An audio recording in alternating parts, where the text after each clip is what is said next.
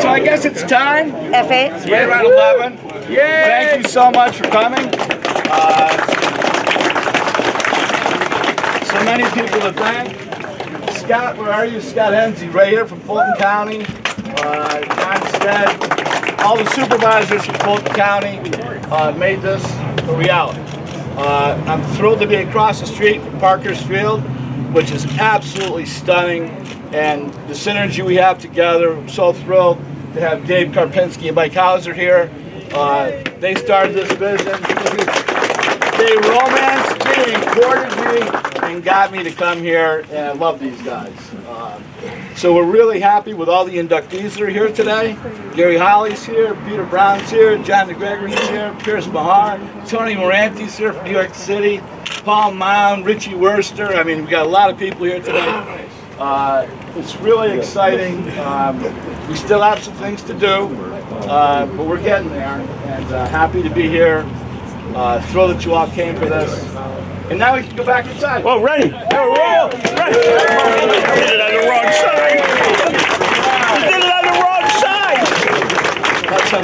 You should have been on the other side. There we go. All right. Hold that right there. Good. Beautiful. Thank you. We can go back in now.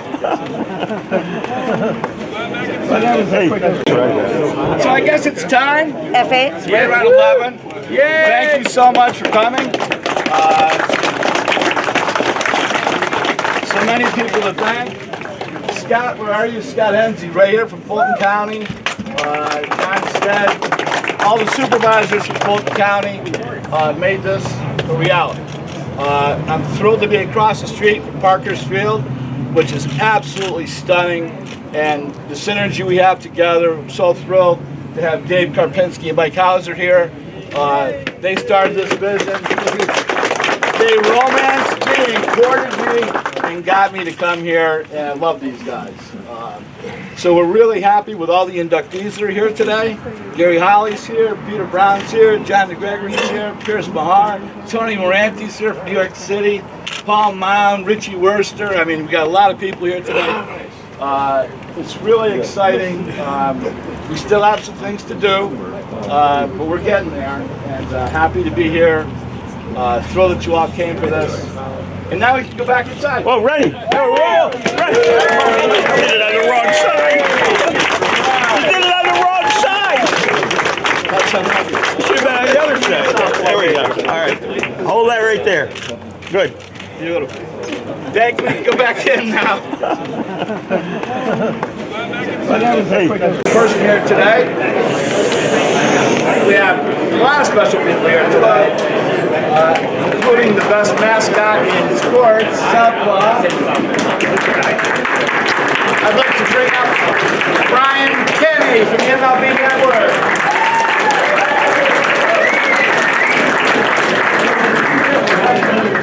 Hey, can we first of all, thanks Rennie for letting us inside. So I thought we were going to be out cutting the ribbon for the whole time, but we come inside, so come on in now and settle in. What a terrific job they did. Let's hear it for Rennie LaRue and all his people here.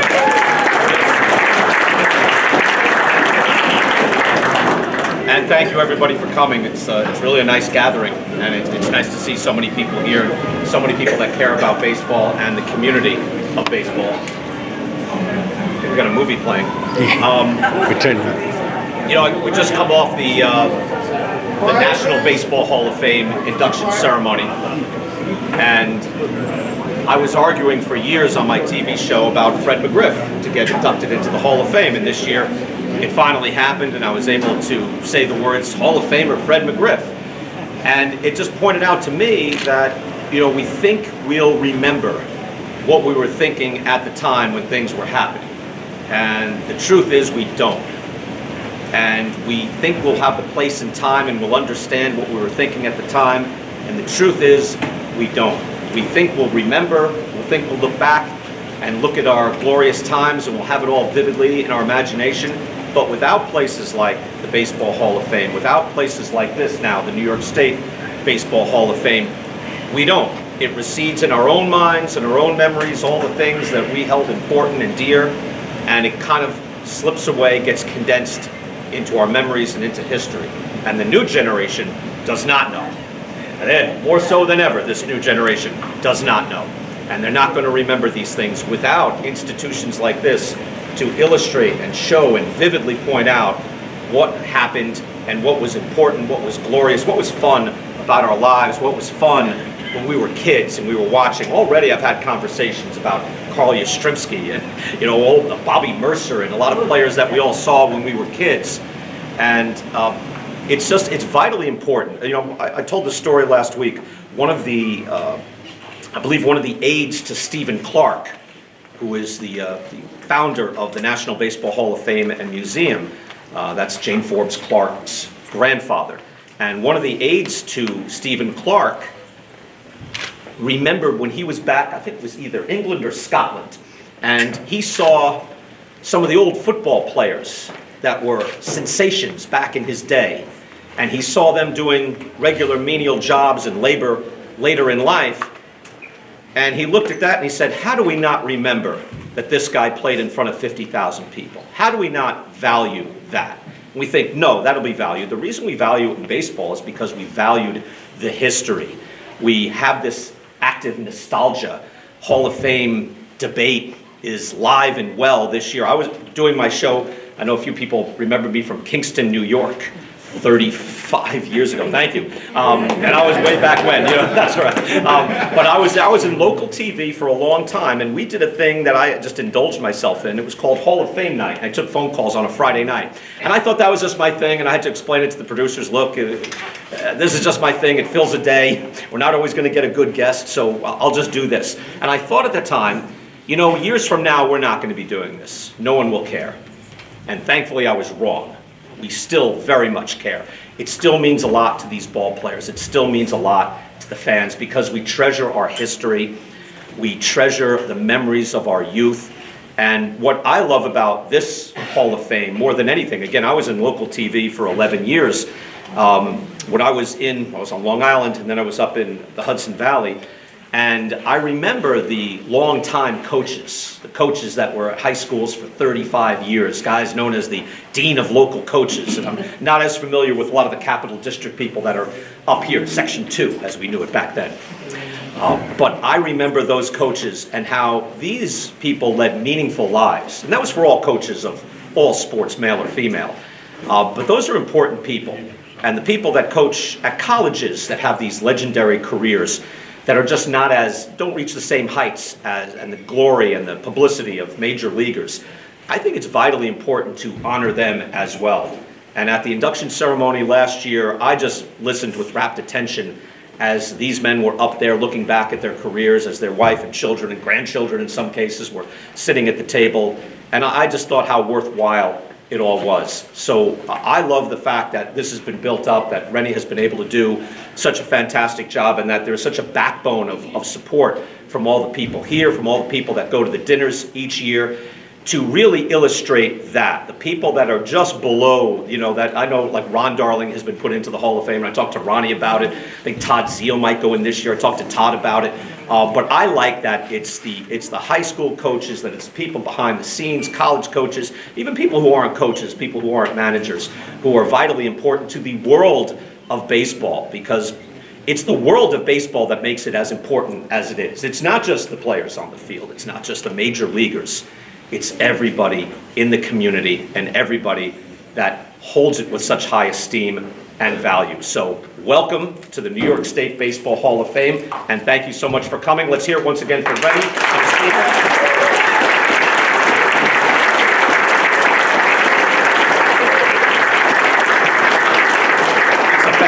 Grandstand across the way too. I can't wait to get a little tour going over there, and really what a great baseball field this area is, and I hope through the years it just builds and builds and more people come here, and they've done a fantastic job in getting it up to speed, but just to have it ready to go is the important part, and now from here it can just build. So I hope in years to come it just builds and builds. Let me bring in a special guest. That's Southpaw. Southpaw, why don't you come on over? That you were a promising left-hander at one point. What happened? Arm fell off. Okay. Back then they didn't have the surgery to correct Southpaw and fix him. Now you're with the Tri-City Valley Cats, correct? Yeah. Okay, good. Oh, good. How do you like? Yeah, you like being the mascot? Yes, you do. That's good. What's that? Oh, he's hard. I thought he was eating something. Okay, good. It looks like he'd eat quite a bit. So you do. All right, take it easy. Do you throw junk or do you throw heat? What do you have? Just sloppy stuff, right? Okay. Now, I'm not sure, there's a movement to put you on these walls to be a Hall of Famer. How do you feel about that? Don't beg, it's on tour. That's right. Very good. Southpaw, anything else for the fans? Hey. There you go. Southpaw, everybody. Let me just introduce some people. If they're here, they can stand up and we can recognize them. He was an all-star with the Toronto Blue Jays, played baseball at Hartwood College. Dave Lemanchik. Dave, are you here? Did we see Dave? Is Dave here? I guess he's not here. We have from Amsterdam, New York, Union College, built it into a D3 powerhouse, Paul Mound. Paul here, Paul's right there. Thank you, Paul. Also, he set Siena College batting records and reached the major leagues with the Texas Rangers. Gary Holly. Gary?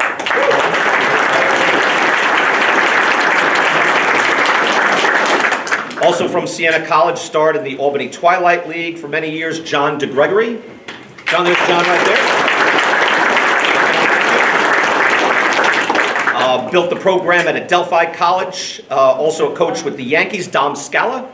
Dom Scala. Is Ray Negron here? Ray Negron, New York Yankees. No, Ray is not here. Glens Falls was a minor league pitcher with the Twins and the Chicago Cubs. Peter Brown. Peter's good people. He watches my show. It's on at noon now. I know it's early, but you can DVR it. Ask the kids. They can DVR it. You can watch it later. People said, I don't see it. It's too early. It's like, there's ways of doing that now. All right. Also, there's a youth baseball benefactor, collegiate pitching coach, Lou Bernardi. Is Lou here? Lou, you back there? Who is it? From the Greater New York Sandlot Athletic Alliance. He is the director of that organization, Victor Feld.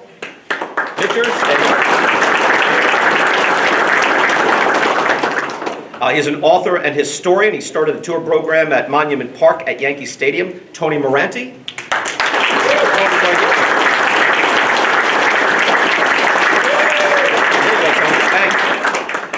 From NYU, legendary pitcher, had a perfect game in college, Don Blaha.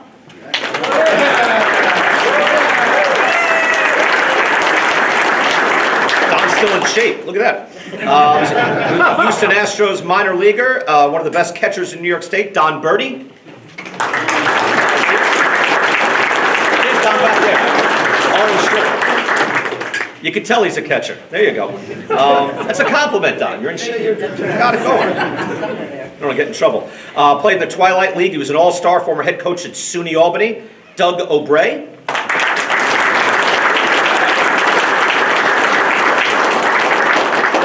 He is the general manager of the Staten Island Ferry Hawks, Gary Perrone. Gary? Albany Twilight Hall of Famer, playing at SUNY Brockport, Hall of Famer as well, Pierce Mahar.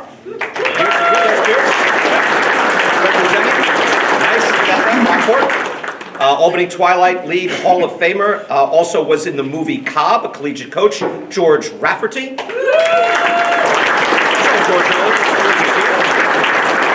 And also a star catcher at St. Bonaventure, was also an actor in The Natural. He is Kevin Lester. Kevin, are you there? There's Kevin. Kevin, is that the bat? Is that the Wonder Boy bat? It's the Wonder Boy bat. That is the Wonder Boy bat. I don't want to get, I would.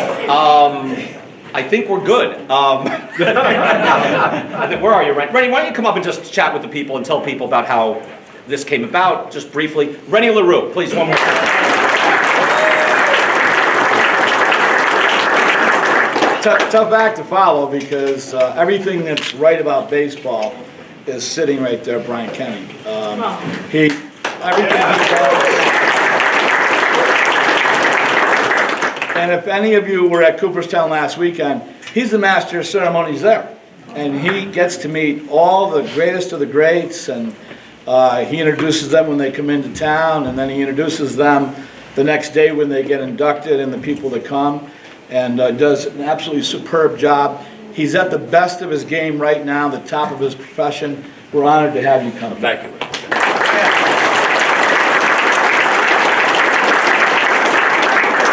So part of the recipe for why this is important is the fact that we have John DeGregory, Gary Holly,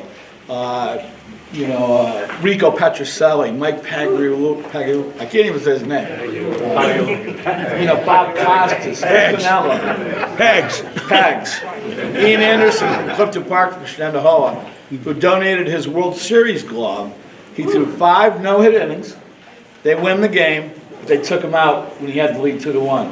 You think they should have taken him out? No hit. He wasn't finishing that game ready. Okay. Don't you wonder though? One more. I was not prepared for this debate.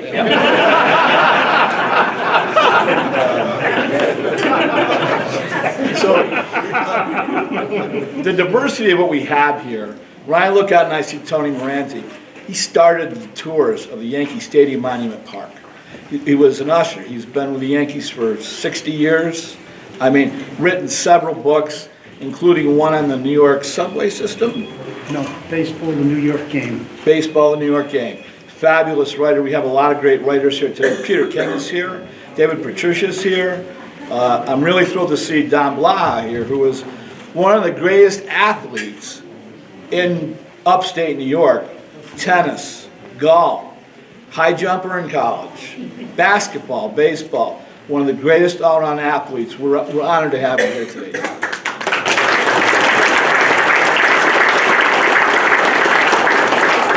We did not get all the plaques printed in time. Wasn't happy about that fact, so if your plaque is not there, it will be this week. But we got as many as we could done.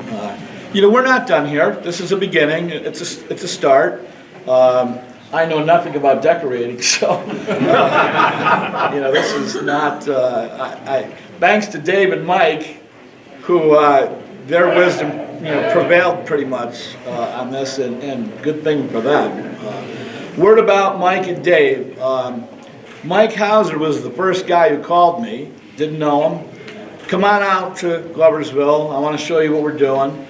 And then I meet Dave, and we're like a threesome now, in a good way, And so they told me what they were doing, and that grandstand had not been built yet. So a couple $1 million later, it's built, and it's beautiful.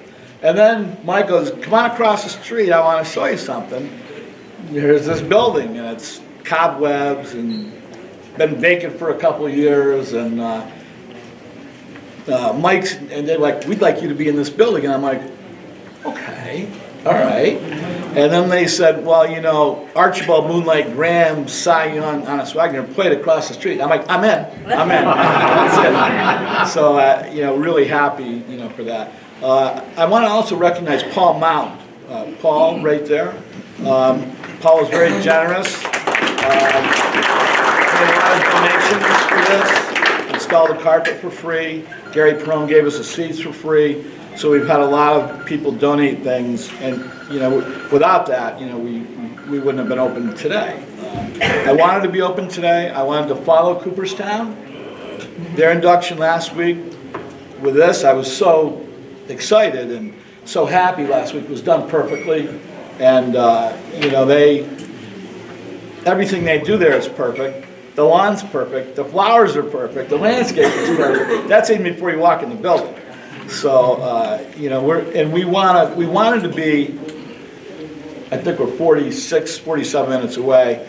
I get calls every day, every night. A gentleman called from Park City, Utah. Saw the name, the Hall of Fame.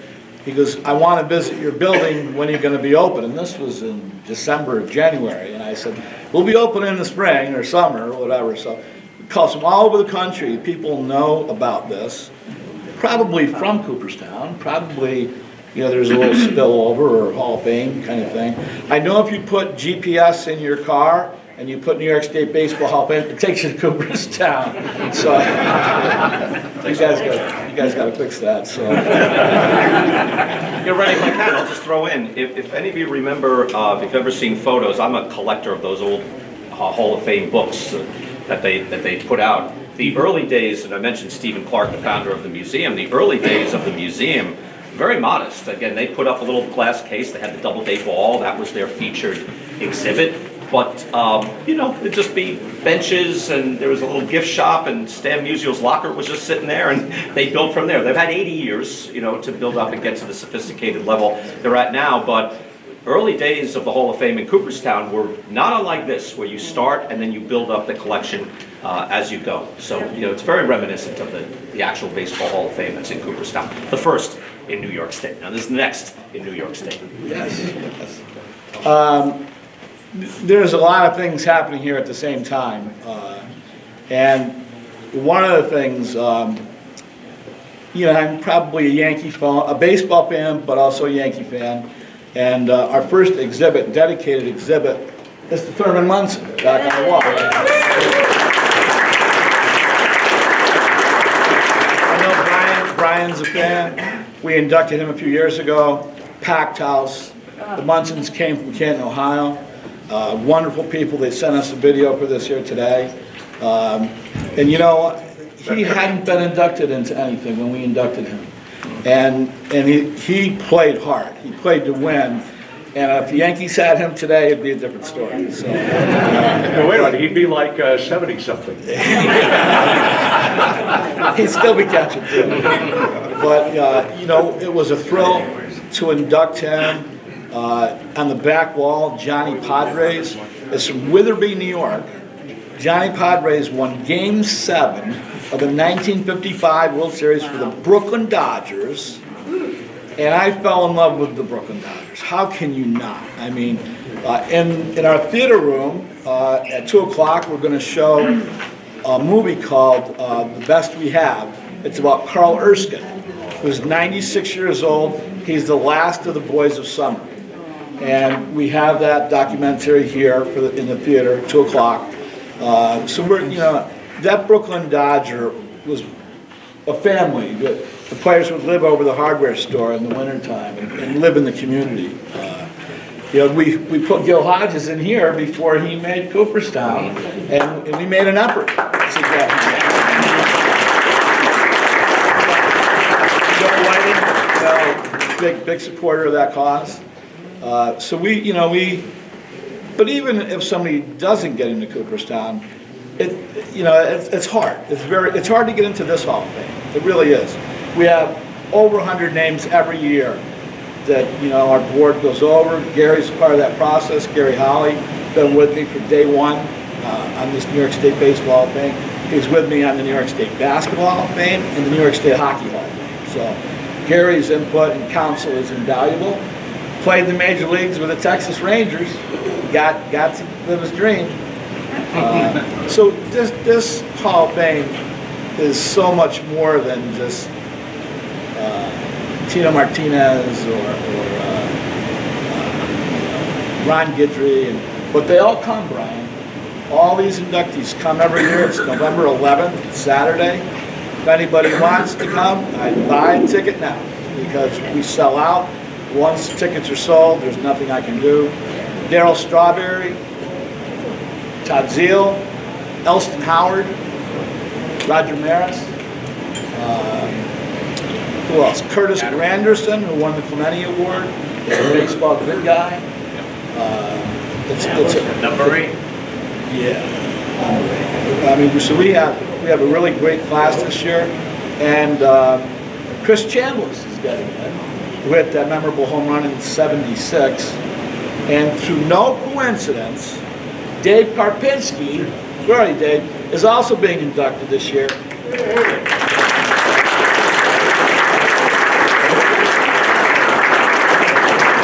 Chambliss is Dave's favorite player, so I don't know how that worked out. It just did. So, twist of fate.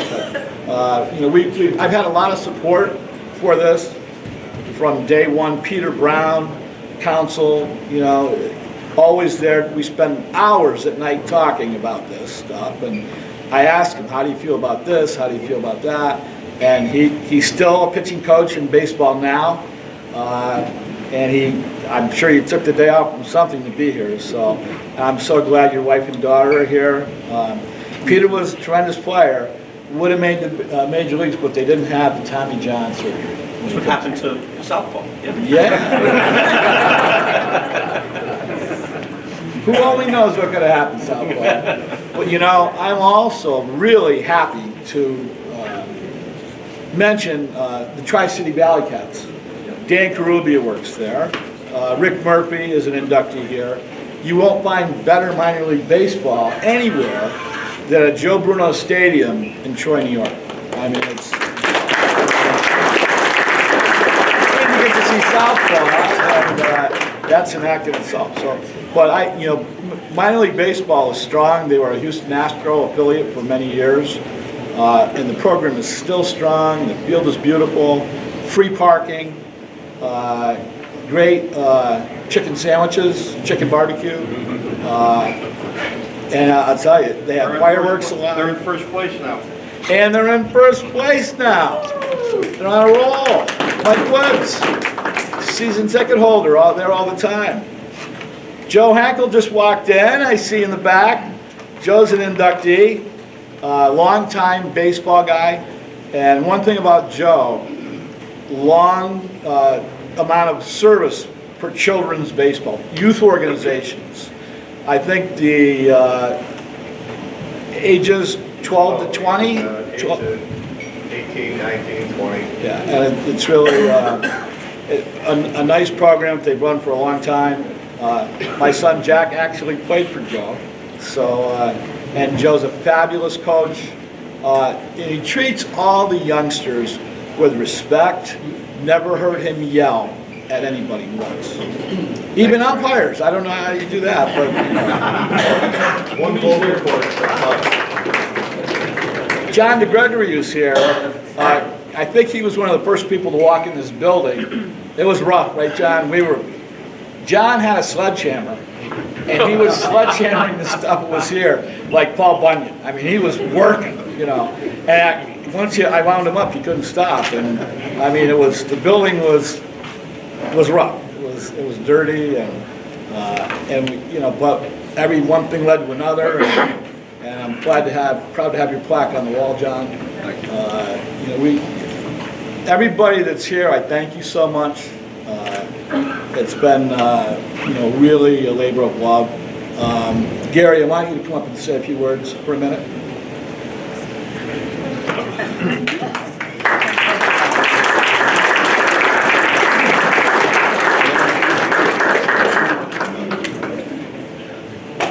I had no idea I'm going to be standing here right now.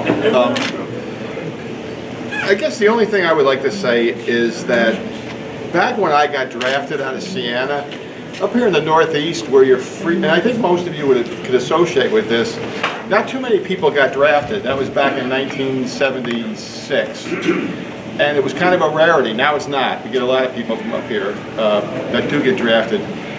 So, I was in the news a lot, in the paper a lot, and the whole experience was pretty cool because I went to school on a basketball scholarship and I played baseball just for the fun of it. And I started doing pretty good. The next thing you know, I got drafted. And you just keep a straight face and let's see how long we can keep bluffing them here and we'll just keep going, kind of thing. So it worked out pretty good. Coming out of college, I was on the fast track. I did pretty well because if you don't do pretty well, you go home. The first year I won the Triple Crown in the New York Penn League, led the Eastern League in home runs the second year with 30 home runs that year, and moved right on into AAA pretty quickly. And then I was lucky enough, I was drafted by the Brewers, I got traded a couple of times, and one trade was to the Texas Ranger organization. That year I led the Pacific, I started leading, first 2 seasons I came out of spring training, I did not make the big team. I started leading the Pacific Coast League. I was leading in the Pacific Coast League in hitting, and I got called up to the Rangers. And it kind of, I wasn't there that long because I was involved in another trade, but it was really, really cool. It was a great experience. So that's kind of my little story. My friend here, we became friends a long time ago, but just like what he said, we've been involved in so many different projects, and to see this get to where it is today is very, very satisfying. what I do kind of always point out or watch out for, and I say this to him, he'll say, and he does have a lot of help, you know, the different people that do a lot of things for him, but this is a human dynamo here. He's basically a one-man operation in that he's the leader. He does this, he comes up with these ideas and he follows them right through, and everything he touches kind of turns to gold, you know, and we've become really, really good friends. We do talk a lot, but I'm proud to say that Rennie Lou is become a real good friend of mine, and I'm happy to be involved in a lot of these projects, and thank you all for having me here today, and especially Rennie, thank you for inviting me.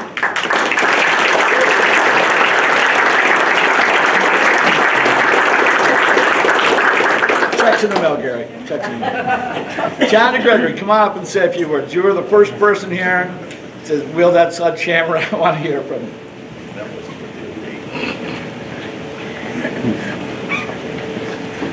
Well, thanks, Rennie, for that. Getting me up here in front of everybody. Sorry, Brian, I'm gonna lay that down. I was one of the first people in here. I guess I was the demolition guy. We had some tables and stuff here. We had a bunch of stuff on the walls. We ripped all that stuff out. Another Hall of Famer who's not here, Kevin Nevins, he came and helped, and Rennie supervised. We hauled all sorts of stuff out the back door, and it was good to be involved in this.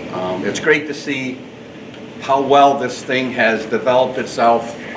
It's very awesome, and awesome to be a part of it, and awesome to be a part of this.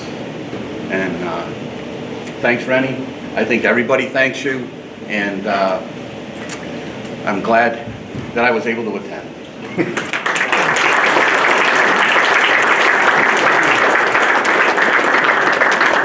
Bill, come on up. You're in the front row. Say a couple of words here. He's going. Gary, There's a lot of people that I know get how you thrown feel under the now, bus, Gary. When Rennie called a couple weeks ago and asked me to come up here, I said to my wife, in fact, on the ride up, I said, watch, it'll be you, me, and Rennie. I'm really glad to see I was wrong. It's great to see this many people here. I am amazed at this place. It is absolutely gorgeous, and if you haven't gone in the back to see the theater, you're missing out. Rennie, thanks again.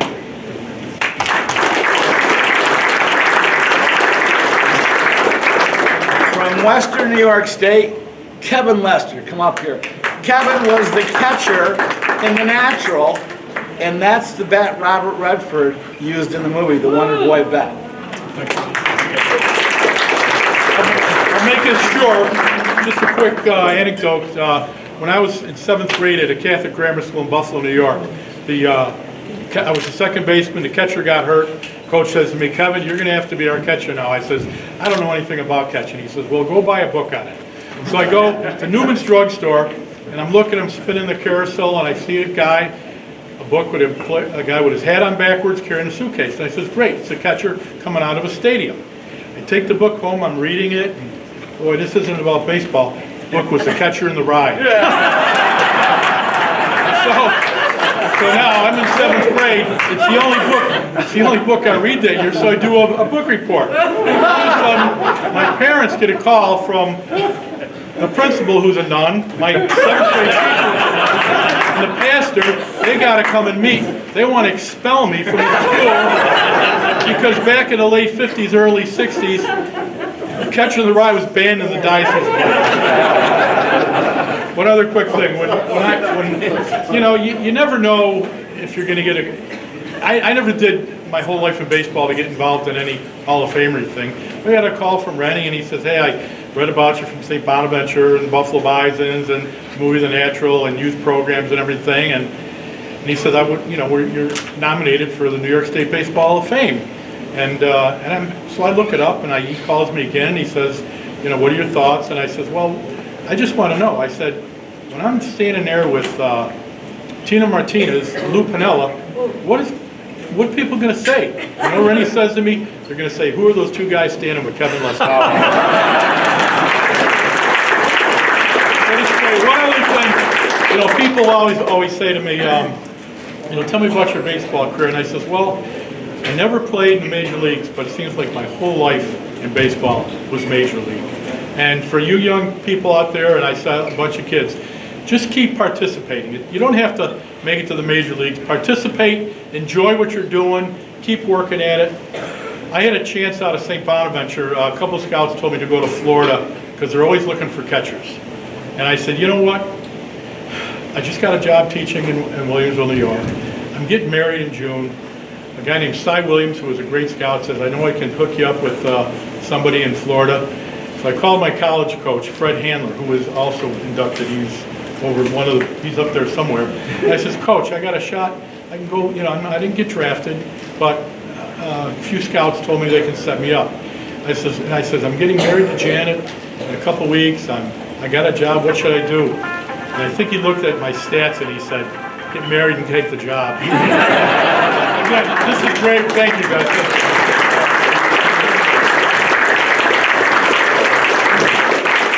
I'd like to bring Paul Mound up now, who is from Amsterdam, New York originally.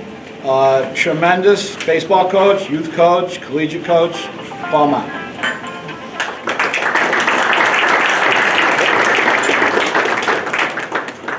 Well, I, like others, I'm a little surprised to be up here, but I think it's a great opportunity. And like John, I was here pretty early on in the game. My family does own a flooring business in Saratoga Springs, so Rennie, of course, gave me a call, and I got to look at this when it was in a completely different state, and I got to tell you, Rennie, it's impressive what this has turned into be. Really impressive. Well, like many, I've been around this game for a long, long time, and for me, it's pretty special because, as Rennie just said, I grew up in Amsterdam, not far from here. Ironically, have a summer camp over in Broadalbin, which is maybe 10-minute ride from here. And the game of baseball has just been an incredible passion for me from the time I was a little kid. Got to really experience all kinds of tremendous things through the game. Went to high school in Amsterdam High, and for years and years we held the Guinness Book of Records for the most consecutive wins in the history of the game. So, Little Amsterdam, New York. A lot of guys that I played with went on and played high-level minor league baseball or Major League Baseball in some instances. Most recently at Union College, and been fortunate enough to turn that program into something special. We even had a boy who's currently in Major League Baseball. Very proud of him. I believe he's being inducted in November, a boy named Jake Fishman. One of the greatest things as a coach that you can ever experience is, as Jesse Braverman would well know, watching one of your boys make it to the show. And so last July on the 31st, when I was supposed to be heading down the thruway to do a recruiting event on Long Island, I get a call from my kid who says to me, Don, as in Don Mattingly, says I'm pitching today. And he's a nervous wreck. And I told him, I said, listen, you're one of the greatest left-handed pitchers, southpaw, that I've ever been around, okay? And so you just go out there and play the game with the passion and the love that you have. So I'm sitting there, told my assistant coach, we're not getting on the thruway. We got to watch, we called him Fishy, named Jake Fishman, ironically pitching for the Florida Marlins. And so, as luck would have it, Jake made his Major League debut against the New York Mets in Miami. And so, of course, I'm watching him, and the first batter he's facing is Francisco Lindor. And then he handled a lot of guys. He threw 3 1/3 innings of scoreless baseball against the Mets. And then, of course, as professional baseball would have it, the next day he got sent back down. But he did come back, spent the rest of this past year pitching for the Marlins. And, you know, how great is that, right? The game seems to have always followed me around. I told Rennie, here I am in Broadalbin, New York, on Sacandaga Lake. And my next door neighbor walks up to me, I got a Union dry fit shirt on, and he says, you're a baseball guy. I said, yeah, I am. He said, so am I. And I'm looking at this guy who's in his mid-30s, I guess, maybe late 30s. And he said, I'm retired from the game. They said, oh, you're retired from the game? He said, yeah. He said, my name's Wade Davis.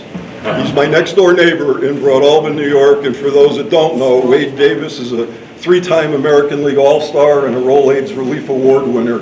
And he is right here in Little Broad Albin, New York, hanging out. So, Rennie, thanks. It's been a pleasure, and thank you very, very much.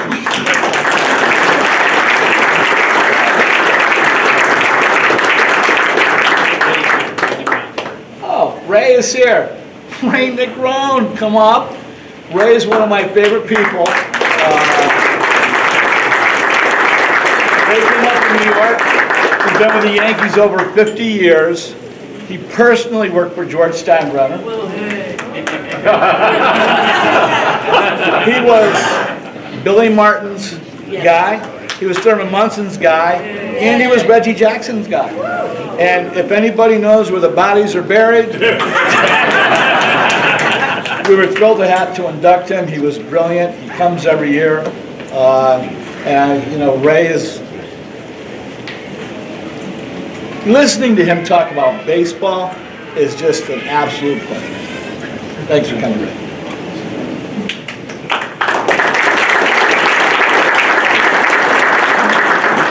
First off, this man is incredible. He's the hardest working man I've ever seen in baseball. I mean, unbelievable. Next to George, that is. I mean, because he's relentless. He goes and he got this done. I mean, this is unreal, and I have to give you a hand for that.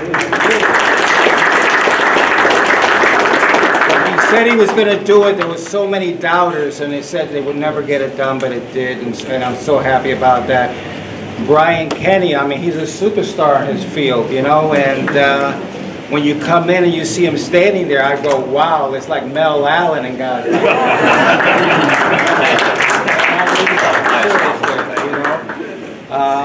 Let me just say, 50 years ago last month, I was doing graffiti outside Yankee Stadium because the Bronx was burning, and that's what we did. All of a sudden, a car drives up on the sidewalk, 2 guys jump out, I'm caught. I don't know if I was the slowest, but I was the one that was caught. I was put in a holding cell. In Yankee Stadium.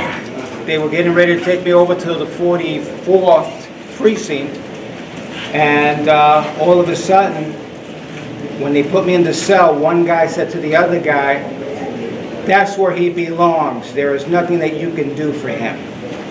When he said that, the other guy said, give me the kid. Give me the kid. They took me out of the cell. They walked me over to the Yankee locker room. As I'm walking in, it's like seeing Oz with all the uniforms. It was unbelievable. I see Pete Sheehy, the historic clubhouse man, who was there with Babe Ruth and Lou Gehrig. I'm saying, why am I here? This can't be real. Next thing you know, the man says, what's the smallest uniform that you have? Pete Sheehy says, I got Jerry Kenny's old number 2. They take off the number 2, they give me that uniform. That night, I'm the bat boy for the New York Yankees. And the man that caught me was none other than 42-year-old George Steinbrenner. Okay? I spent the next 38 years in and out of the stadium. I got to see the most incredible people, including the wonderful Tony Morante, who was there since '58. Okay, Mr. Steinbrenner, I saw him do some wonderful things for him.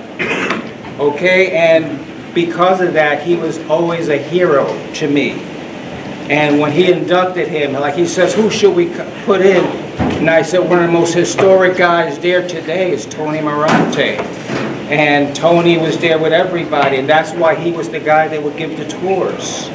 And again, I say, I'm thrilled to see you. I'm thrilled to see you. I'm thankful of you. And I just want to say, in closing, Thurman Munson.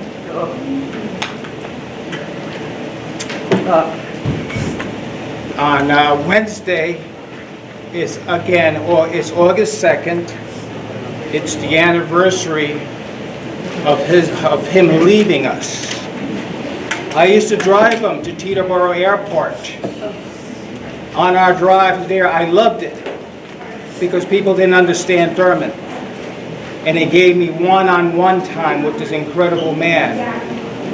And I would say to him, why do you fly home by yourself on off days and things like that? And he says, because I need to be with my children. I need to tuck them in. I need to be able to say, I love you. My father gave me up for adoption. His father wasn't there. Billy Martin's father wasn't there. Reggie came from a broken home. So that's what brought us all together. People used to say, how could you love Reggie and Billy and Thurman and the boss? And I used to say, because we have something in common. Love. We had an incredible love. When Thurman died, and we were at the funeral, I passed out. Because Diane said to me, do you understand how much he loved you? And that weakened my legs. And George Steinbrenner had his security man bring me up to him by the casket. And George held me. He held me. To say, I've never gotten over the death of Thurman Munson. It hurt more than a family member. And in my home, there were 6 boys. I'm the only one that's alive. There were 6 boys. I'm the only one that didn't go to prison. Because of Thurman, because of Reggie, because of Billy, and because of the boss. And before the boss died, he told Randy Levine, the haters, once I'm gone, the haters may come after Ray, protect him. And he's done that because of Mr. Steinbrenner. And the true Fab Four, as far as I'm concerned, because for me, those were my Fab Four. Thank you. Thank you.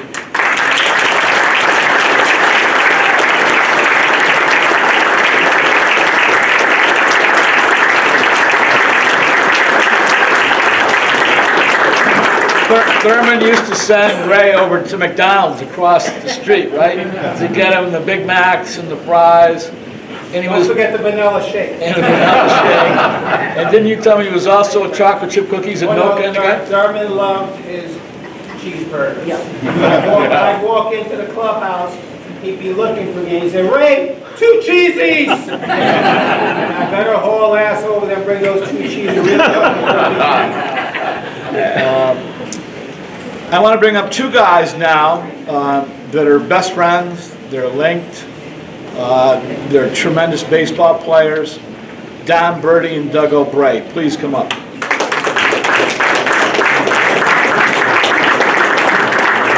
Many people think that Don was the best all-time catcher from this area. First of all, Randy, thank you very much. This is very humbling.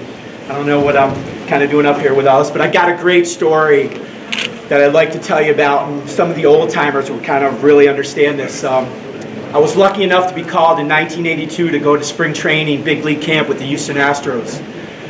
And my second day in the camp, they called me over to catch Nolan Ryan.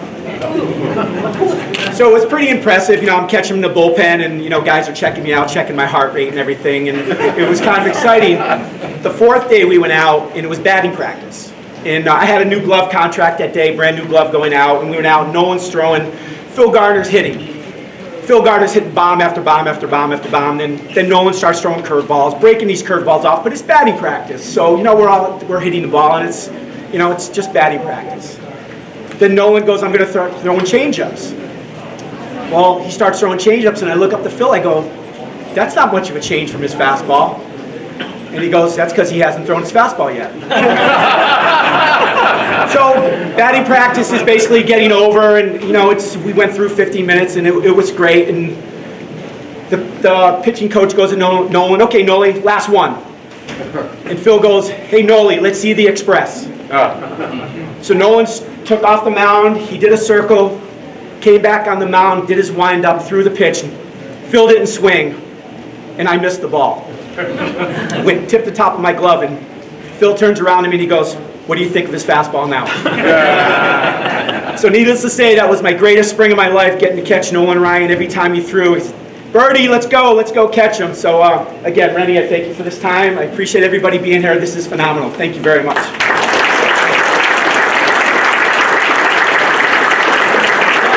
Yep, thank you, Rennie, and everybody that's here today. This is breathtaking, this place. It's just amazing. I had a visual before I got here, and it's just blown me away. And I'd like to just, say thanks again, and great to be here. I don't want to take anything away from the big league guys, but I was thinking they work so hard to get to where they are, and they put these numbers up in the big leagues, but there are a lot of guys out here that I look that are coaches and guys that did for kids in baseball that work just as hard. And I see the Craig Phillips that just put up all kinds of numbers, and some area coaches that, and Paul Mound, and guys that have done a lot for the younger generation, and also the collegiate leagues. And I just finished my 30th year of the Doug O'Ree Baseball Schools, and I'm very proud of that, to be able to still get out there and get these young kids from ages 8 to 18 and get them to have a passion for the game and keep baseball alive in New York State. So, congratulations, everybody's here. So good to see a great turnout, and I look forward to getting back here and visiting and seeing some more stuff here. Thank you.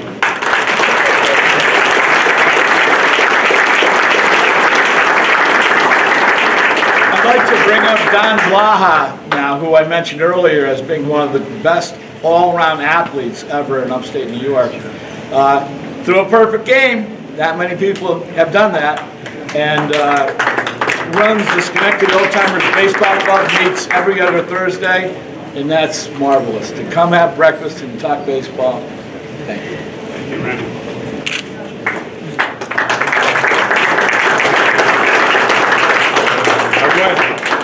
I wasn't going to see it, but I'd be remiss if I didn't mention something about Gary Holly. I was just telling them, our kids now are 53 and 56 years old. When they were in elementary school and junior high school, we would go down to Florida, and we'd go over to Pompano Beach, and that's where the Texas Rangers had their spring training, and Gary was there. And I want to tell you something, our kids would go in the outfield, because they allowed them, behind the fence, allowed them to do that. Almost every pitch Gary would hit out of the park in batting practice. Our kids got like a dozen balls. Thank you, Gary. But Gary had long hair then. We got a photo of the two kids and Gary. And then many, many years later, he was a guest speaker at one of our Schenectady Old Timers Baseball Club breakfasts. I bought the photo. He autographed it. He had, I think, 111 home runs in the minor leagues. That's a lot of home runs. Congratulations, Gary.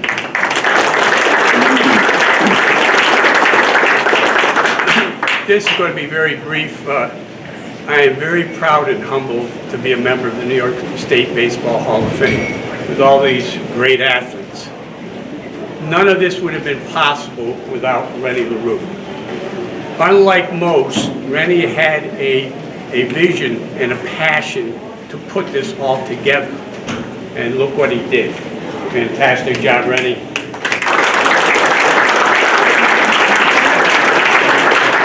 And I just congratulate Rennie and thank him for the significant contribution that he has made to help keep the storied history of baseball alive. Thank you so much.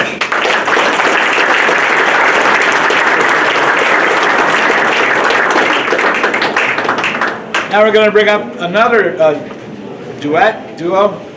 Pierce Mahar and George Rafferty, come on up here. These guys are also lifelong friends. Pierce, I think, went to Catholic High with my son Jack. You know, Raph's a Troy guy, two of the best hitters I've ever seen.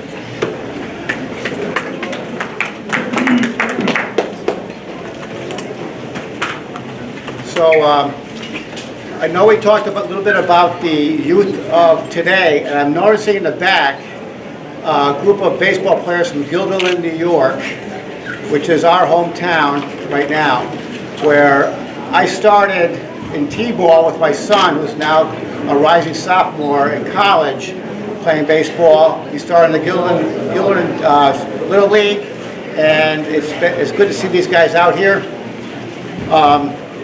Thank you, Rennie, and for having us up here.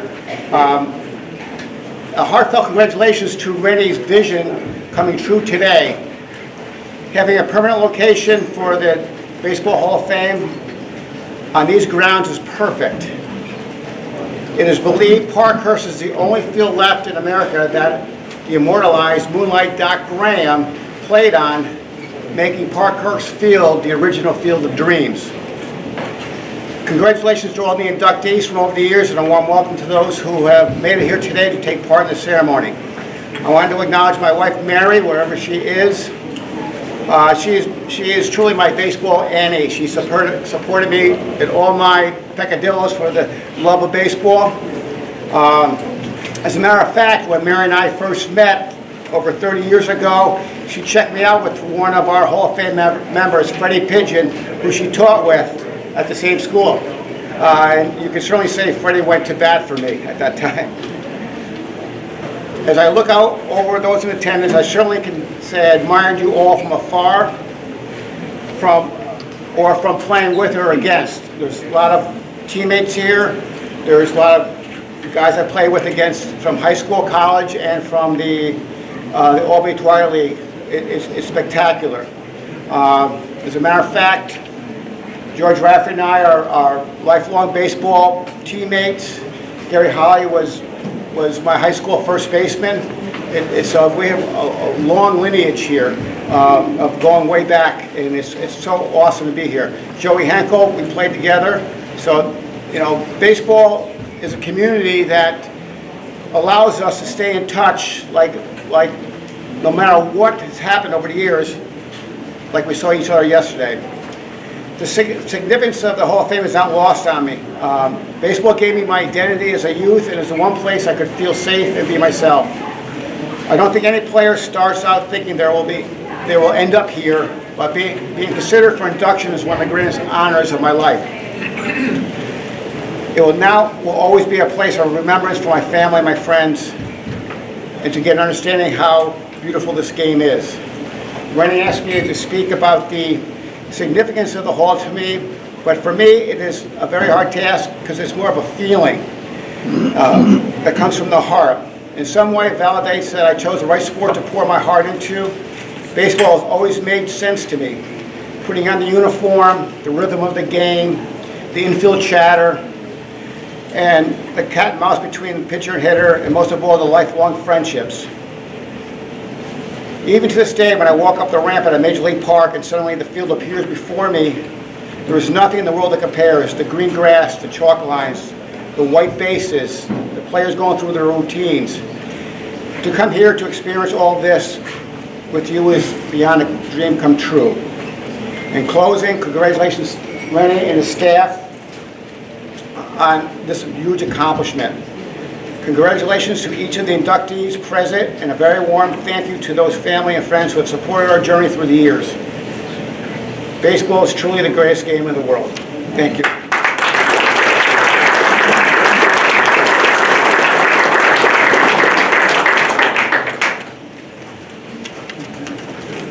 Walking in here today has been absolutely incredible. Seeing all the guys that I played against, guys in the Twilight League, I'll tell you, I was so lucky to play in that league back in the 70s and 80s. Everybody was such a good baseball player. There was competition every night that just you wouldn't believe. Guys were throwing 90s. It was a great league, and I loved every minute of it. Mr. LaRue asked me to speak today, and when I asked what he wanted me to touch upon, he said what it feels like to see your plaque on the wall and what it means to have a brick and mortar building for the New York State Baseball Hall of Fame. First of all, none of this would have been possible without Rennie, who created this Hall of Fame, I believe, in 2010, right? It was his vision and his tireless effort to bring this to fruition. Along with Dave Karpinski, president of the Parkhurst Field Foundation, and in addition, Fulton County and many volunteers, this building is now a reality. So what does it feel like to see my plaque on the wall? Well, it's like a dream that becomes a reality. It means everything to me. Baseball has been my passion throughout my life. My achievements as a player and coach, my love of the game, my hard work and dedication are now being recognized, as is everybody else's. Abraham Lincoln once said, "I did the best I could. I did the best that I knew how." I mean to keep on doing that right up until the end. For myself, personally, when I look back, I think I did the very best that I could. I gave my heart and soul to the game of baseball as a player and coach. My son Casey called me on Monday. Casey was a heck of a ball player too. He said, "Dad, I know this is a big week for you. And I keep thinking of the movie Sandlot and what Babe Ruth's ghost said in the film. And it's relevant to what you will experience on Saturday. Babe said, 'Remember, kid, there's heroes and there's legends. Heroes get remembered, but legends never die.'" My son continued, "Whether you realize this or not, Dad, you're going to join your heroes and legends in this brick and mortar building. Your plaque and pictures will be up on the wall, just like theirs. The major leaguers, yourself, and all of the Hall of Fame members being honored throughout the state are now the legends of New York State baseball. Like them, you will never die, and you will live on forever in this Hall of Fame. It's a humbling experience, and I just want to thank everybody, and Rennie, unbelievable."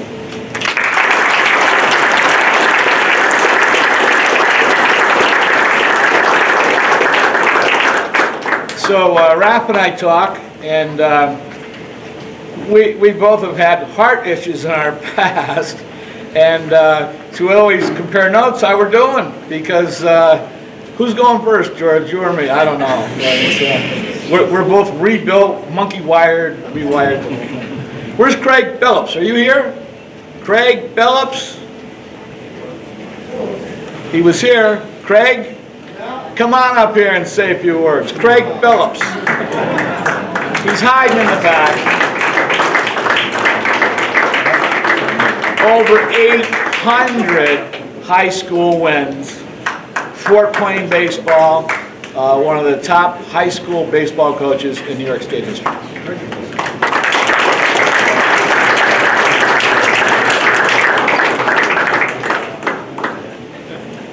Wow. It all starts with high school coaches, guys. These guys that make it, it's because of guys that give their time and their efforts to help kids. I was successful because, number one, I had great assistant coaches.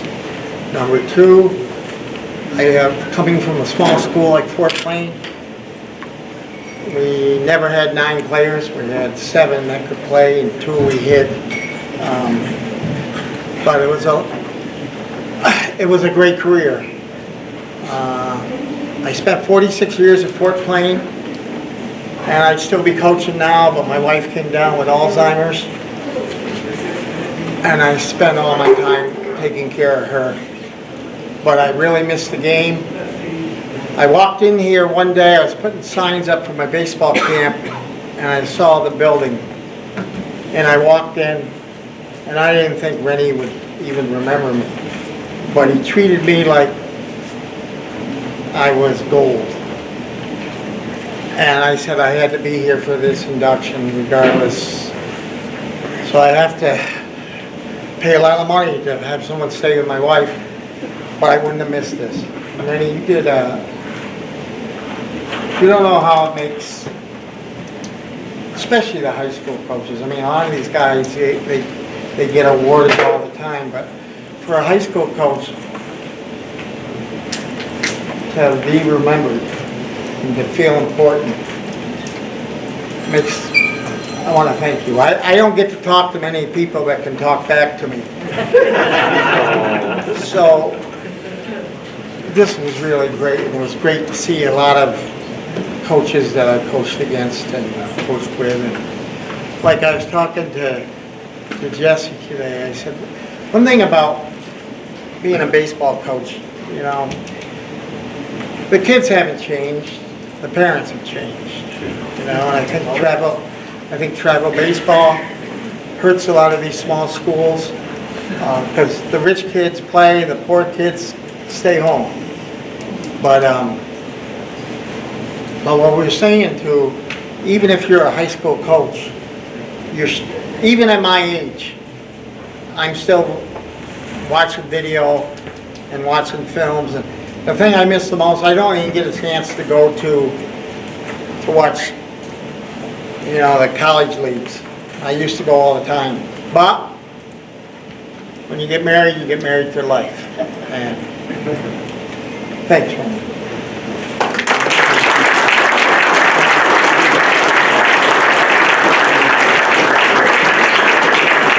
Craig doesn't know yet. He's going to be on staff here pretty soon. So, how far away do you live, Craig? 20 miles. There you go. So you're on staff. Elvira Colbrin, stand up. She's at the front door.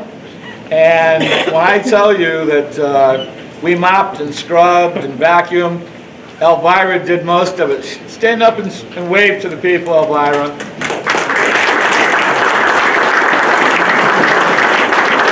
There's a lot of work in this building. Let's see. Could I say? Tony, come on up here. This is an incredible man, incredible author. I'm so glad you came up. Thank you. Thank you, Rennie.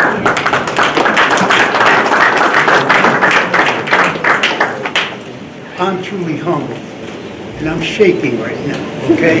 So let's get this straight. To be honored by Rennie, the man who had the vision to take the game from between the lines and to move it into the administrative offices and recognize those people that were the backbones of the teams was something that was remarkable, and to see what you accomplished here today. This is history.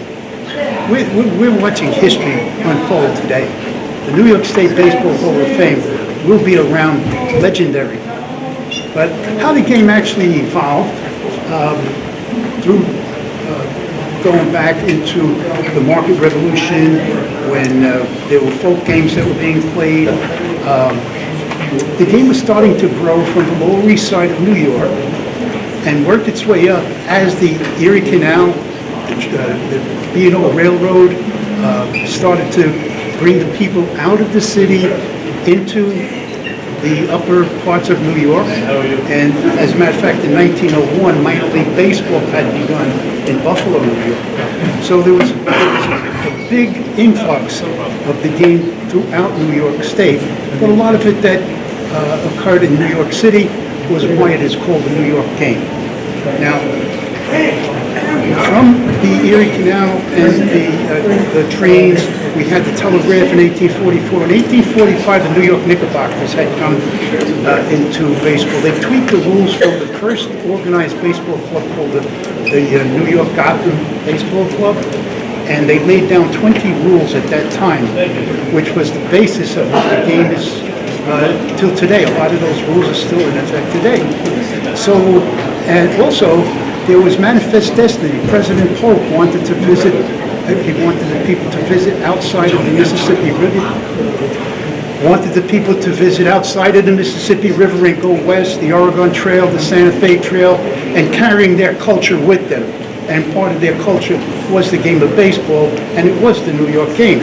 So what happened in 1849, when the gold was found in Sutter's Mill in California, there was a massive migration from people in the East wanting to seek their pot of gold.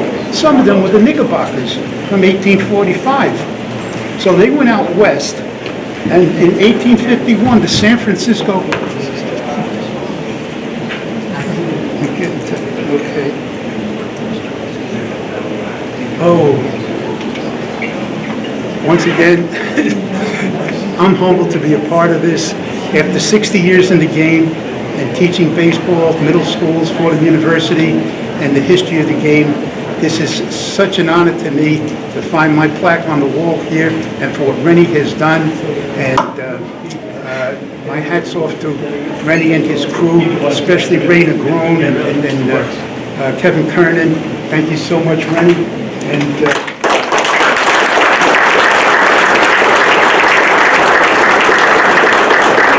late arrival, Mr. Dave Lemanchek, Major League All-Star pitcher with the Toronto Blue Jays. I'd like to have Dave come up and say a few words. Glad you got here.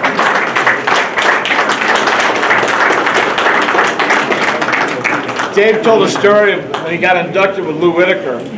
He apologized to Lou before he started to give his speech because he drilled him right after LaFleur hit a home run. No. Had to drill him. Had to drill. Had to drill. How we doing? This is awesome. You know, but where's Clover's? I drove up from Long Island this morning, all right? Rain, accidents, typical drive. It was a mess, but I'm here and I'm glad. What a job this man's done. Has he done a good job? Look at this place. Awesome. Why did I hit Lou with it? All right? Had to. In a game in Tiger Stadium, I was a Tiger, now I'm a Toronto Blue Jay. We're getting beat 8-0. We got 2 hits. We're not going to win. Game's over. Let's just finish the game and go eat and have a good time. LaFleur gets up with 2 outs, gets a base hit. Okay, fine. Come set, check, throw a pitch to Lou. LaFleur steals. That's embarrassing another team. You don't do that, all right? I walk halfway to second base screaming at him. Then I walk halfway to home plate and told Lou, sorry, I got to drill you. I'm gonna freaking drill you. And the umpire's just going, all right? So Lou gets in the box, left-handed hitter, bang. I come set, I check out the floor, I lift up my leg. Instead of looking at home plate, I picked the guy in the box seat over here because I knew Lou was on his way. I hit Lou about 5 feet out of the batter's box. Hit him right in the back. Now Lou goes to first. Now I'm thinking, you know what? I could hit everybody until the floor gets up again and drill him. I said, no, it's probably not going to work. They're probably going to take me out of the game, ask me to leave. So I will wait, and I will bide my time, and I'll figure out when. And 2 years later, bang, I drilled him. We never forget. All right, we never forget. All right, but this, you know what? I'm happy to be here, and I can't believe the amount of people that are here. All for you. It's all for you.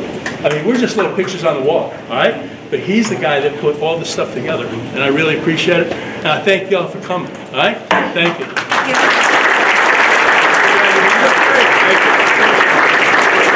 I have a theory, the better you look, the worse you feel. There you go. Peter, I know you don't want to talk, but just come up and say a couple of words. Just for me. Just a couple of minutes. I'm glad you're here. Well, I can honestly say it's an honor to be part of this. And when you think about all the work you did from the time you were a little kid, the love affair you had with the game of baseball, and you just pray that you can continue to succeed. And I got to the point where I got pretty good, and I give all the credit, the real credit to my success to my dad. Because there wasn't a time as a kid when I couldn't wait for him to get home from work, and because I wanted to have a catch. And never once did he say no. Never once can I remember my dad saying no to being a coach. And that spurred on my love for the game. And as time progressed, and I got better and better, I ended up in a place like this, which is just absolutely incredible. And it's all because of Randy. Randy put all the work in and got us all together. And this is what we've done. And I just want to say thank you, Randy.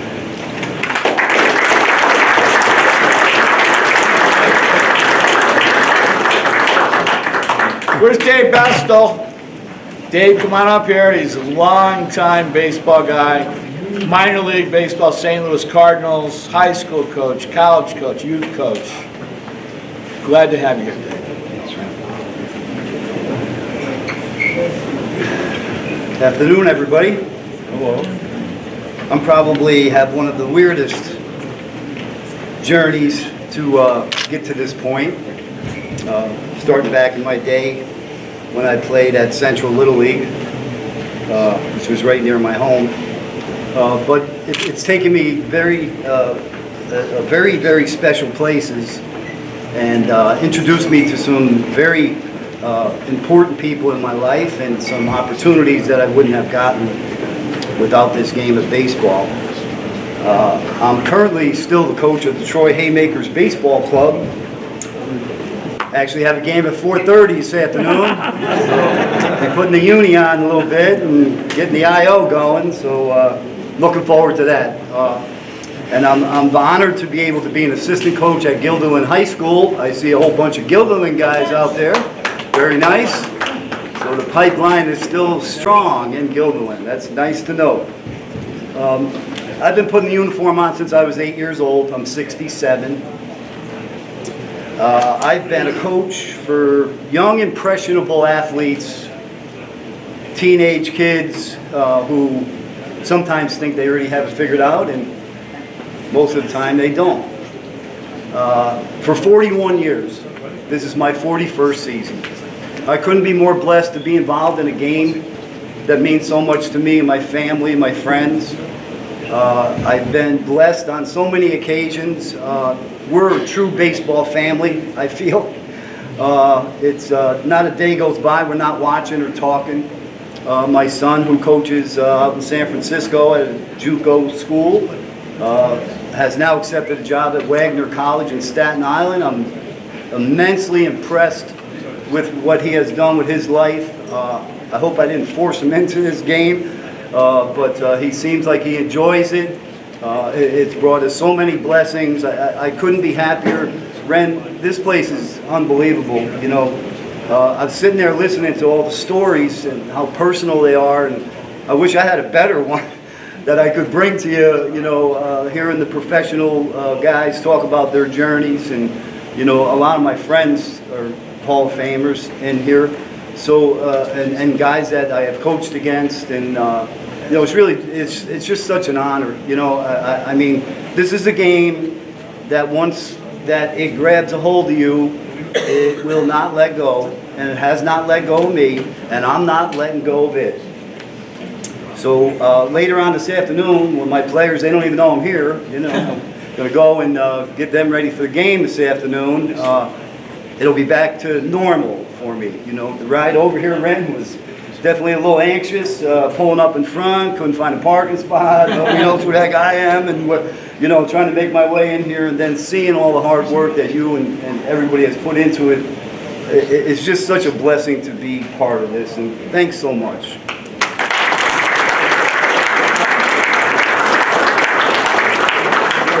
So we several years ago, we were in search of inducting a woman player.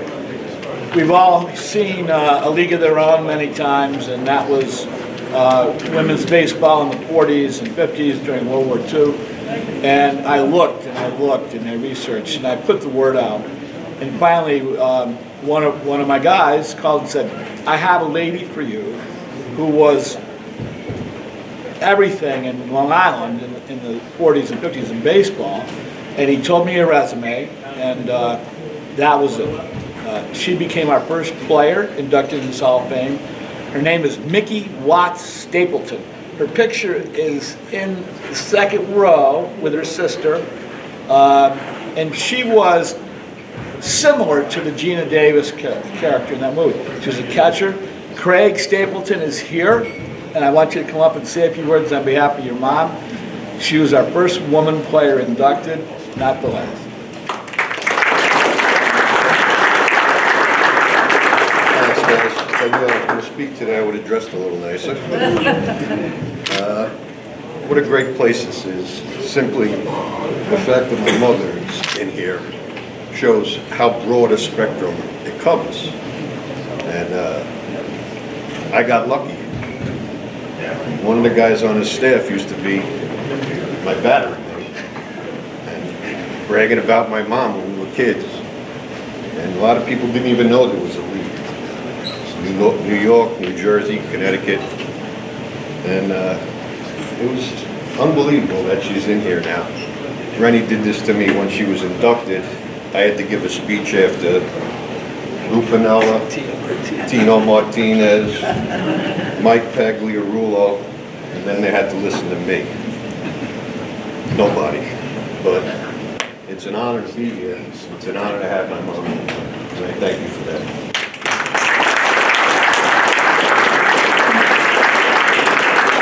On that particular induction evening, Craig was the keynote. He was our last speaker. And I tell you that Tino and everybody stayed until he was done. And I think they had 80 or 90 people come. And Tino got up, went back, and shook Craig's hand, and your aunt and your family members. Pagliarulo was, I still can't say his name, Pags. And that was a really special induction. And Craig was great. The family had a bet going at what point Craig would cry during his speech. So Craig took 0, and he won the pool because he didn't cry. So, Joe, come on up and say a few words. Joe Henkel, we're throwing him under the bus as well. He didn't know he was going to speak today. But, a wonderful baseball gentleman and a great coach. Thanks, Frank. Thank you. Like most, totally honored to be here today. When Rennie gave me the call about getting into the Hall of Fame, I thought, he must be wrong number here. Me in Baseball Hall of Fame, because I work with kids. I do have a little bit of a storied baseball career too. In Troy, we have a monument with 5 Hall of Famers on it. One of them is Johnny Evers. So Johnny was the first player to really not only play in a World Series, but coach in a World Series as well. So when Rennie asked me to say, hey, what about your baseball career? I said, I think I played in a World Series and qualified for a World Series as both a coach and a player. So I was fortunate to do that. That's probably my claim to fame. But I do want to talk about youth, okay, because it's important. As teachers of the game, we're giving the players today a platform to be successful in life.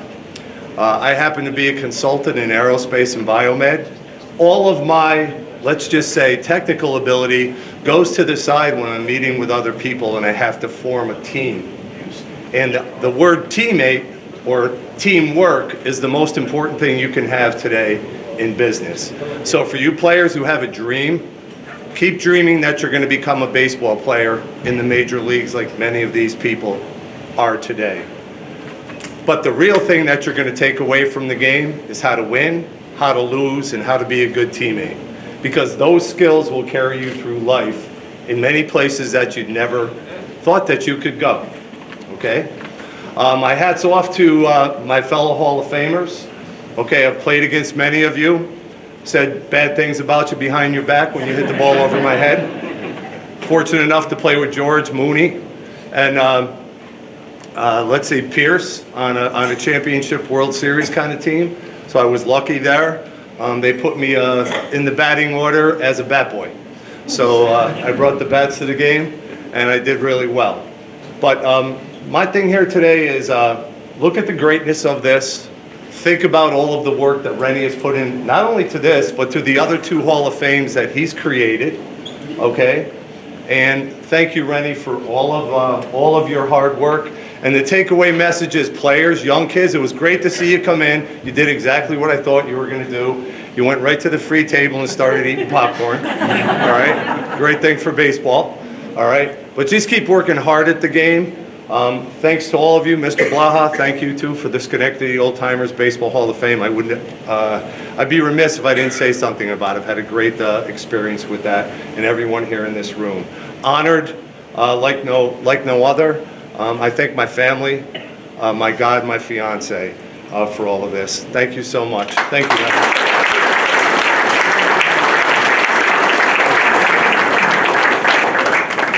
So there's a new second baseman for the Chicago White Sox, Zach Remel. He's been up for 2-3 weeks, and he's had game winners, walk-off hits. He plays pass, it's hard, and he's played third base, outfield, second base, and he's 29 years old. He spent 7-8 years in the minors, paid his dues, and he has quick wrists. That's his high school coach is Jesse Braveman. He's here. Come on up, Jesse. And I bought the baseball package just to watch Zach Remel play on the White Sox, and that would be the cruise on the Reds because he's so exciting. This is Jesse Braverman, the coach of Zach Remel. A few words about the creator of this concept and the man that spearheaded its reality. I go to a private gym twice a week to try to achieve the difficult goal of getting worse slower. And there's a t-shirt there, hard work beats talent when talent doesn't work hard. And we all know the importance of that statement, but I think the dream would be to have a person that has both of those qualities. So we have this vision of this Hall of Fame representing the national pastime. I mean, baseball was uniquely beautiful. I don't have to convince too many people in this room, I'm sure. But in 1978, Goose Gossage had to get Carl Yastrzemski out. We couldn't run out the clock. Baseball is that timeless game. Also the only game where the defense has the ball. And this creation gives us the true meaning of that sport. It is a metaphor for life. Zach Remillard, yes, he made it to the major leagues, and we're all so very happy for him. But we want to make sure the message comes through. It's his perseverance, his resilience, his persistence, his versatility. He played all 7 positions in the major leagues. And at 29 years old, he made it. And I was fortunate in the same year to have another one break through.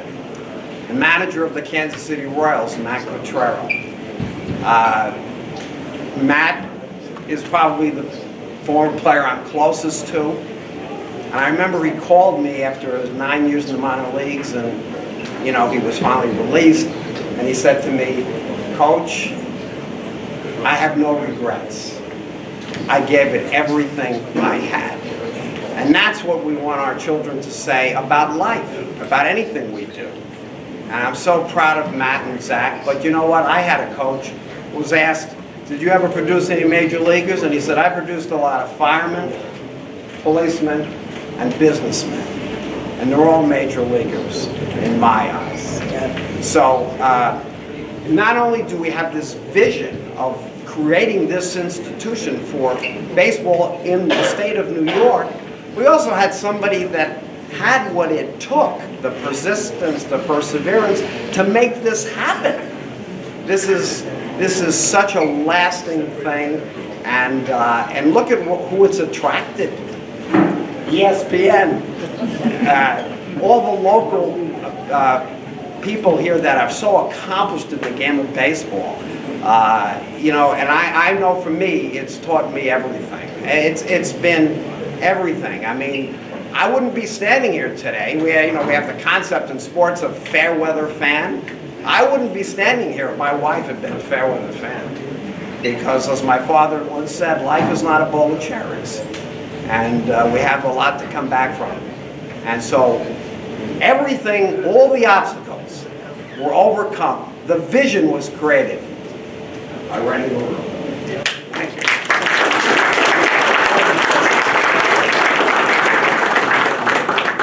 So, Mike Hauser, come on up and say a few words. Thanks for your vision and your help.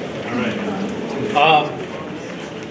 All I did was kind of connect people, right? I connected Rennie with Dave Karpinski. And John Stead, are you still here? Over here, Mike. John, come on up here. You got to be part of it. So John Stead, I connected these guys. John Stead helped with the funding. Fulton County believed in us.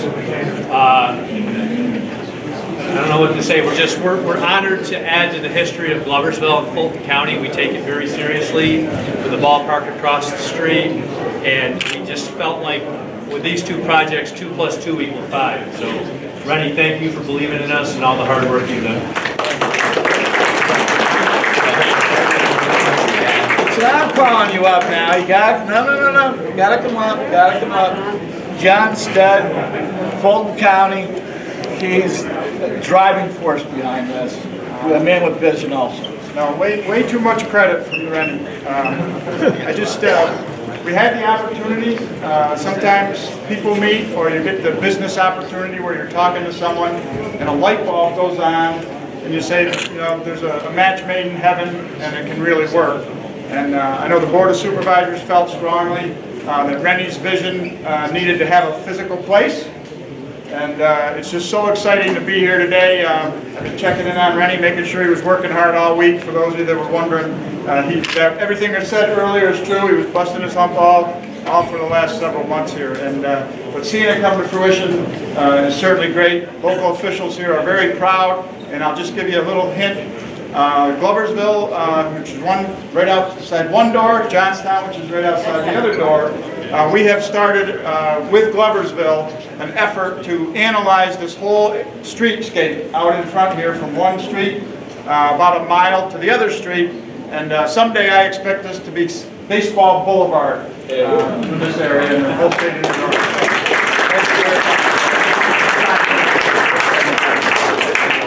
Gary, come on up here. Gary Kasich. Ed was supposed to be here at Crane Pool. Gary just wrote a book about Ed's life. It's for sale here up front. Ed came down ill yesterday and wanted to come, and up until late last night was still planning on it, but he is in his 80s. He had a kidney transplant, so he has to take things slow. But Gary came, and Gary's going to speak for Ed. Thank you. Before I talk about Ed for a minute, I want to say that on the road coming in here today, it felt just like going into Cooperstown. Lots of turns and twists in the road, kind of in the middle of nowhere. And as I made that journey in, I thought about what these Hall of Famers are here today may have felt when they were inducted here, that the road isn't a straight line to the Emerald City, that is full of twists and turns and stops and fits, and ultimately the road is paved with gold. And I put myself in their mindset and think that that's a likely scenario in many of their minds. I also thought about the 4 baseball movies that reminded me of this place, the concept of this. A League of Their Own, great. There's so many different avenues to get into this place. We have women players, women umpires, executives, minor league coaches. We've all gone through this already. And, it's a league of their own, as far as I'm concerned. It's so unique and different. And to have all that in one is amazing. Field of Dreams. Instead of walking out of the corn and asking if this is heaven, you're getting a call from Rennie. and finding out that that's about as close to heaven as it probably gets. The natural. Many of you were probably a player in your early days, Little League, minor leagues, high school, professional. Probably people said you were a natural. And then finally, the love of the game. I've been to a couple of these induction ceremonies, and I think that's what most of you have said. It's for the love of the game. I mean, God, 35 years coaching, 40 years coaching, 60 years touring. It's the love of the game is the main theme that I heard, and so I feel, in my way I think, that those 4 movies are a combination of what this Hall of Fame is.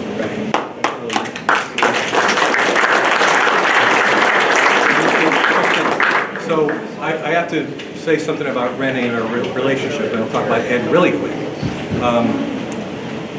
It's because of Rennie that I got on the path to a new career of writing baseball books. Years ago, we met, I became the writer for the Thurman Munson Hall of Fame Committee. We started a newsletter soon afterwards, and one of my first interviews was with Cleon Jones, the ex-New York Met player. And I found that really interesting because maybe some of you know that Cleon was involved in the recovery of the Clotilda, the last slave ship from the Civil War days, located and found in Mobile Bay.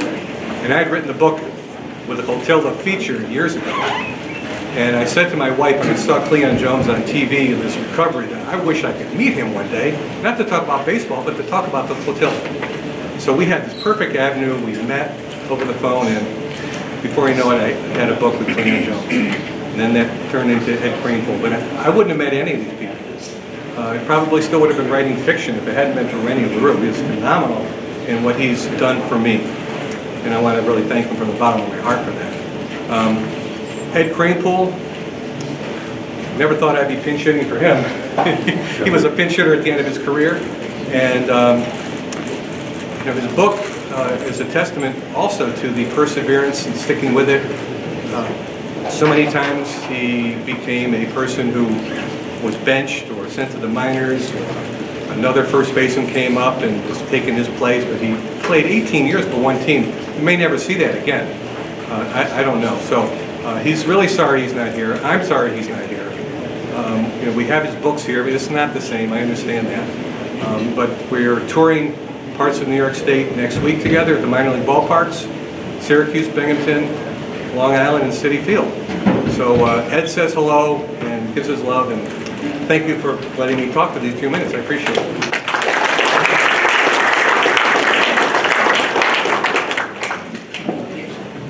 I'd like to thank 2 special guests that came from Boston this morning.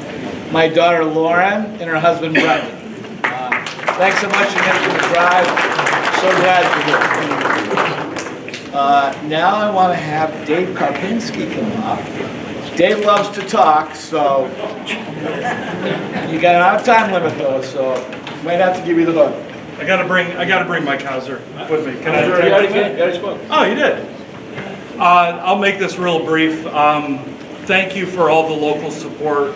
Thank you for the enthusiasm. Thank you for the donations and the support with Parkhurst and the collaboration here. This makes a lot of sense, what we're doing here. This was not an accident. I feel like some things are kind of meant to be. Meeting Rennie, understanding and seeing his vision with the New York State Baseball Hall of Fame, but not having a physical home for it. And then to see this community that supported baseball in the early 1900s with gloves in the industry in Dodgeville building bats, right? And then across the street, what we're doing with Phase 1 just completed, where Moonlight Doc Graham played. You know, the Field of Dreams, people use that term like it's nothing, right? Oh, it's a Field of Dreams, so this is the real Field of Dreams. Well, guess what? That one over there is the original one. The guy actually played there, right? As well as Cy Young and Hannes Wagner. And then you look around, this is part of what grew baseball over 100 years ago. So to bring it back to this town where it belongs, and to have Rennie's vision and his talent and his abilities to harness that energy and bring those people here, I just think this is just the start. We're going to do really good things. I ask you to follow it on Facebook, follow it on social media, share the story, be proud of what we have to offer here in Fulton County and Gloversville in particular. So thank you to the county, thank you to all the local support and all the people that have reached out. This is just the beginning, and we couldn't do it without everybody here. So welcome, fellow Hall of Famers. Thank you for making the trek to our town. I look forward to joining you in November. I'm honored, so thank you.